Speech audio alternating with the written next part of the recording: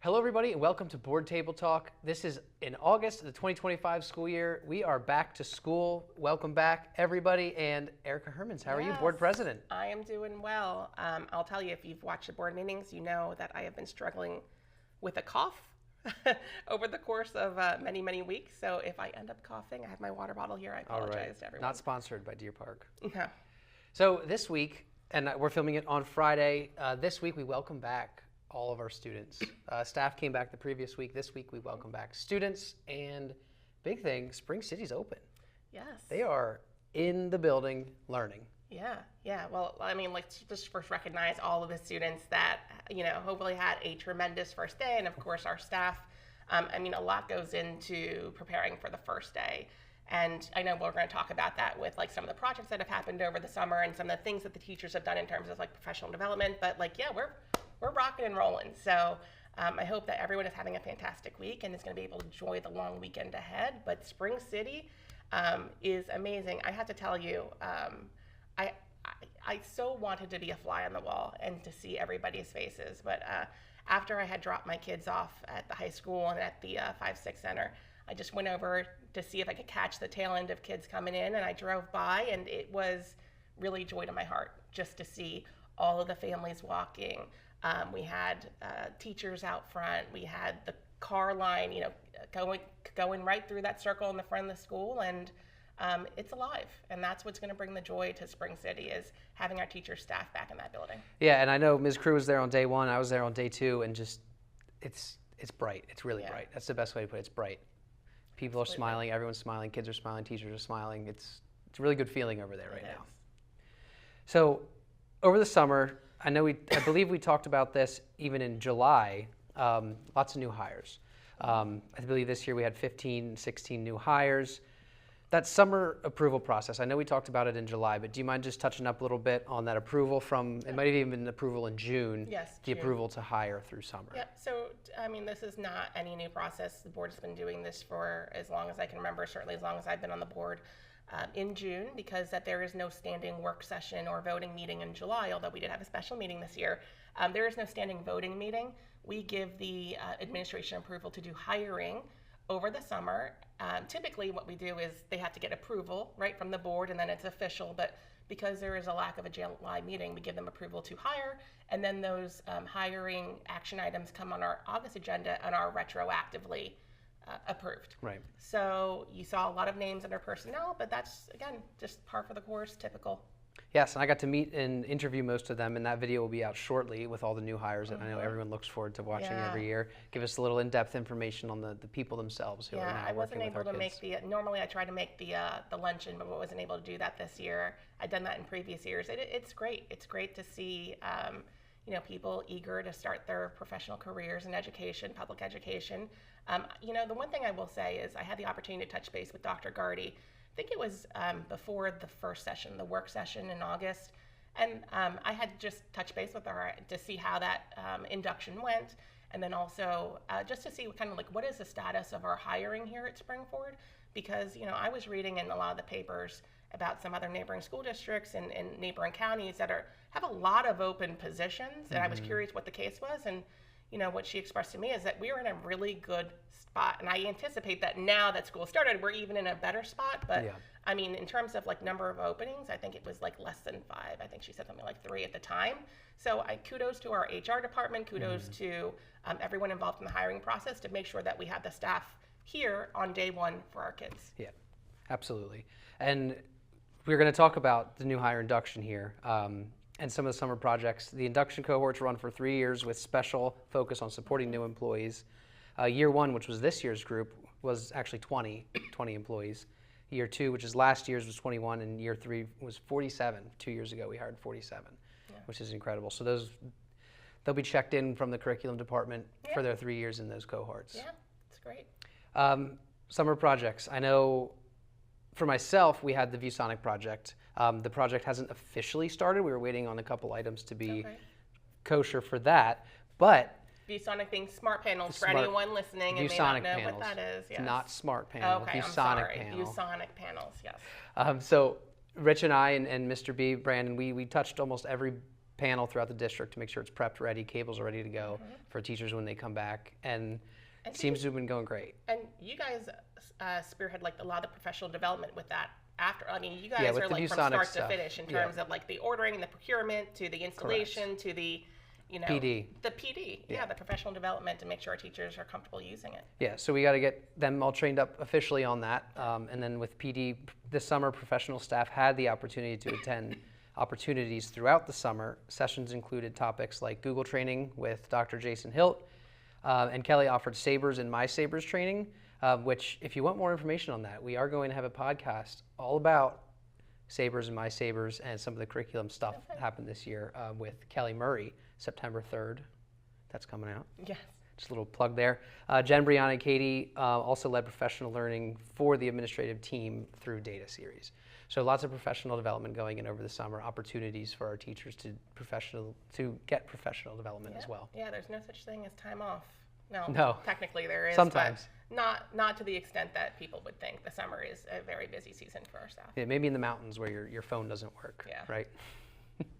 So that was really cool. And then the first day of school, we talked a little bit about Spring City, but I think overall it was a great first week for our students. I mean, Ms. Crew, Brandon, and I do try to hit every single building throughout the first couple days of school just to kind of capture those smiling faces, and it was easy. It was really easy. Yeah, and I think Dr. Sandlin mentioned at the board meeting that he was doing his rounds and was able to hit 8 of the schools on the first day and then the remaining schools on the second day. So I'm glad that he's also getting out there to get to know the staff and the students and put a face to a name. Yeah, that too. And catching up with some of the staff too is important. Ask how their summer's going or how their summer went. And excited to be back. And it was great. It was a really good first week. It seemed like it went really fast but slow. Like it's Friday, but it feels like it's next Friday. But days went really fast. It was a great first week. We're going to go more into the board meeting. We did have a special board meeting for district updates and capital planning. For those who tuned in, really great presentation. So for you, what do the next steps look like, immediate and in long term? Yes. So let's start with this planning presentation that we did was facilitated by our engineering architects at GKO. If the community remembers, the board did have a similar workshop April of last year. I think it was April of 2024. So. Again, kind of going through similar information because like, when you think about our facilities plan, it was 4 phases. And the first 2 phases we've already checked the box. The first of which was the Guaranteed Energy Savings Act, which again, everything leads together. I believe it was like October 2023 when we were having those types of discussions around about some of the savings that we as a district would incur long-term over some of the facilities and that's enhancements. the GIZA project, right? Yeah, that Guaranteed acronym. Energy Savings Act. The second phase was Spring City Elementary, which is open as of August 2025. And then when we talked about phase 3, we talked about things like the entertaining the middle school model and deliberating whether the way that we are structured today is in fact conducive to driving educationally relevant outcomes. So that coupled with the future of the 8th grade center, which we know is a very old building, but age alone doesn't necessarily necessitate what's the word I'm looking for, like a lack of usage or a lack of application. But we know that there are things in the 8th grade center that need to be addressed. So we have to have this conversation on like what is the future of the 8th grade center and how does that play into the will of the board's vision for what a middle school model should look like. And so while we did have this conversation back in April of 2024, that was done with different business partners.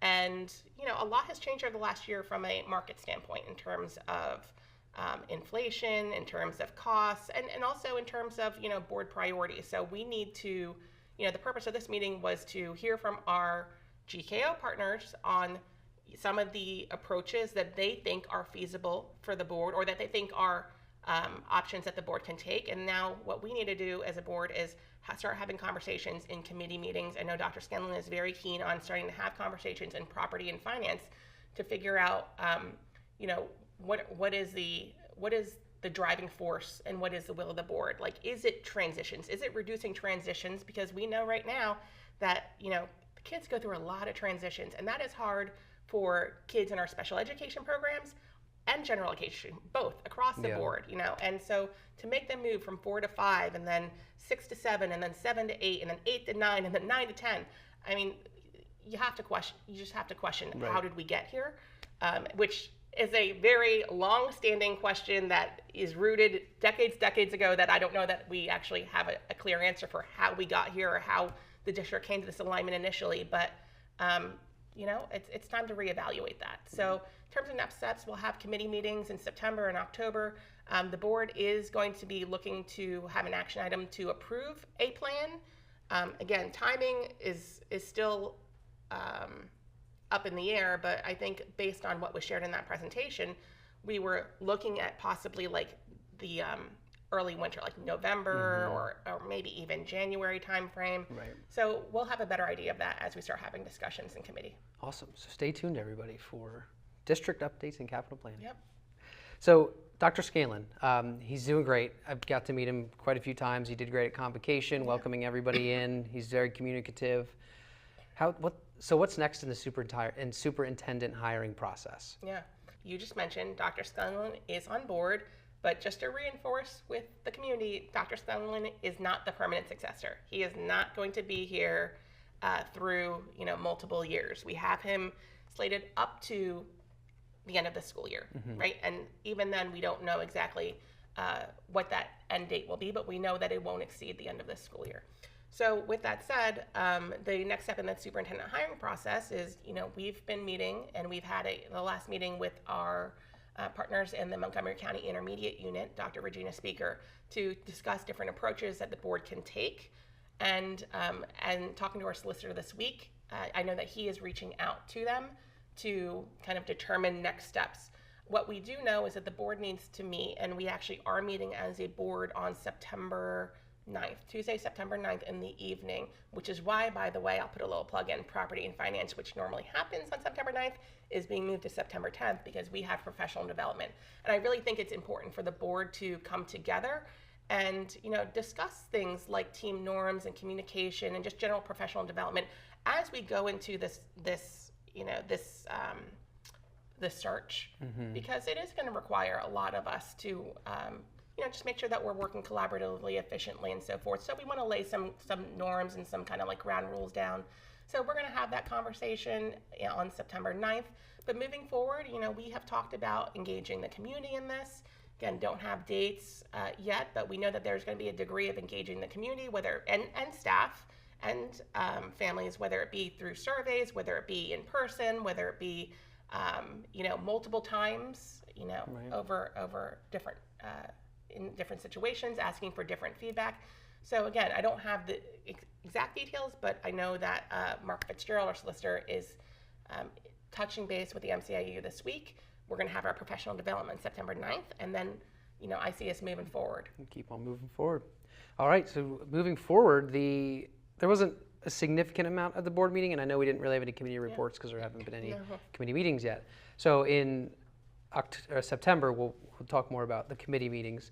But there was a board-approved federal program grants, which improves basic programming, supports effective instruction, and federal program grant for student support and academic enrichment grant. Yeah. So that's great to see. I mean, it's always great to get grants, right? Absolutely. And, I think this is one that, I'm going to try to ensure that my comments are not viewed as political. But, I think there's a lot up in the air right now as it relates to federal funding, as it relates to the state budget. And this, I think, was a sigh of relief for many of the board members to see that the title funds were, in fact, distributed and released.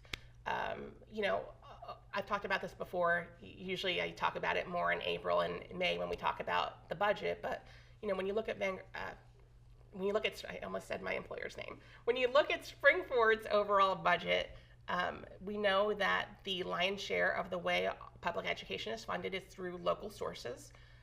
Roughly 30 to 35% of it, that's at average on the state side, but here at Spring-Ford is actually less. It's about 20% coming from the state and a little less than 1% coming from the federal government. So, I don't want to discount that. Every dollar is critical to our students and to the services. So, to see this on the agenda item you know, regardless of like what percentage of the budget it makes up, you know, is good news. Great. So that's all I have for our show today, unless there's anything else you'd like to add before we close it out? I'm trying to think. You're right, because we didn't have any committee meetings, so there wasn't a lot to report there. You know, I will just maybe say the one thing, because Mrs. Goldsmith brought up a question at the board table, and I think it's important for the community to understand like where the board and the district sits with her question, which was she had asked a question about our contracts with ambulances at football games. Mm-hmm. And I just want to say a couple of things as it relates to this. Number one, you heard the answer to the question from Mr. Miscavige, that at all of our football games, and I was in attendance last week at our first home game against Satterton, and I'll be in attendance tonight in the blackout game, we know that, you know, it is a high impact sport. And so safety is a priority for this board and this district. And so you heard Mr. Miscavige come to the podium and say that an ambulance will always be present at our football games.